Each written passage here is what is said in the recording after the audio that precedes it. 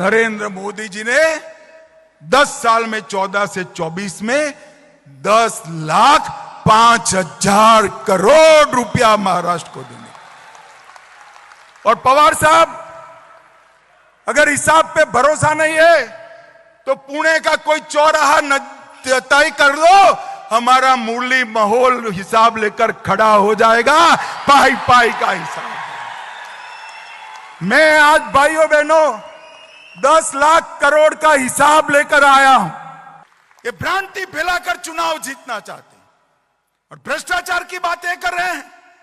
भ्रष्टाचार का सबसे बड़ा सरगना भारत की राजनीति में है तो शरद पवार है, इसमें मेरे मन में कोई कंफ्यूजन नहीं। अब कर रहे हो हम पर। इस देश में कोई भी सरकार में भ्रष्टाचार को संस्थागत करने का काम, इंस्टीट्यूशनलाइज करने का काम अगर किसी ने किया तो शरद पवार आपने किया है। मैं डंके की चोट पर कह कर दे, हम पर आप भ्रष्टाचार का आरोप लगा रहे हैं। और इस बार शरद पवार जी, मेरा ये बापट सभागृह में बैठा हुआ कार्यकर्ता ढंग से जान गया है, आपके झूठ नहीं चलेंगे। मैं बता कर देता हूं, चलेंगे क्या? अरे जोर से बोलो, चलेंगे क्या? चलेंगे क्या? घर घर जाकर इस झूठ का जवाब देना है, पर्दाफाश कराना है। ये झूठ भी बोलेंगे, भ्रांति भी फैलाएंगे, अपने यहां विखवाद खड़ा करने का प्रयास भी करेंगे। मैं सभी कार्यकर्ताओं को आज कहना चाहता हूं, अपने आप को इस चुनाव तक साइड पर कर दीजिए, अपनी जगह कमल के हित को केंद्र में ला दीजिए। एक एक कार्यकर्ता कमल को समर्पित हो, एक एक कार्यकर्ता कमल को जिताने के लिए परिश्रम की पराकाष्ठा करे और एक एक कार्यकर्ता अपने साथी को जिताने के लिए भाजपा से भी ज्यादा परिश्रम करे। भाइयों और बहनों, हम सब जानते हैं कि देश भर में हर प्रदेश के अंदर ये विस्तृत कार्यकारिणी का आयोजन हमारे पार्टी के अध्यक्ष श्रीमान जगत प्रकाश नड्डा जी के निर्देश पर हो रहा है। परंतु महाराष्ट्र की ये पुणे नगरी में विस्तृत कार्यकारिणी का एक अलग स्वरूप भी है, अलग उद्देश्य भी है।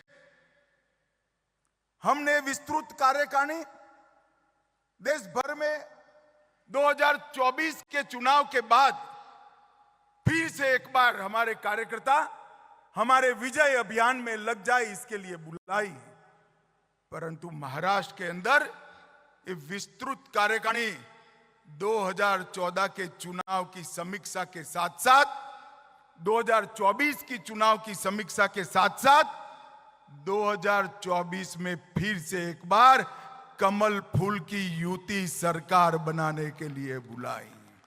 और इसलिए आप सभी को निमंत्रित किया है।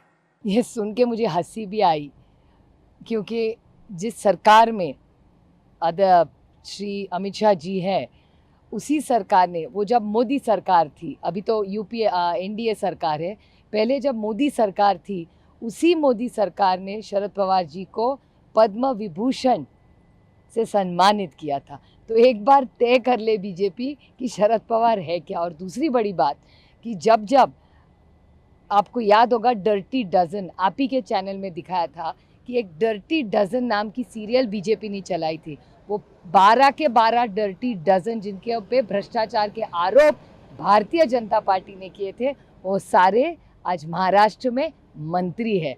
और एक बात, आज अमित शाह जी के प्रोग्राम में उनके पीछे जिसके ऊपर सबसे ज़्यादा भ्रष्टाचार के आरोप हुए थे, अशोक चव्हाण जी, वो पीछे ही बैठे थे अमित शाह जी के।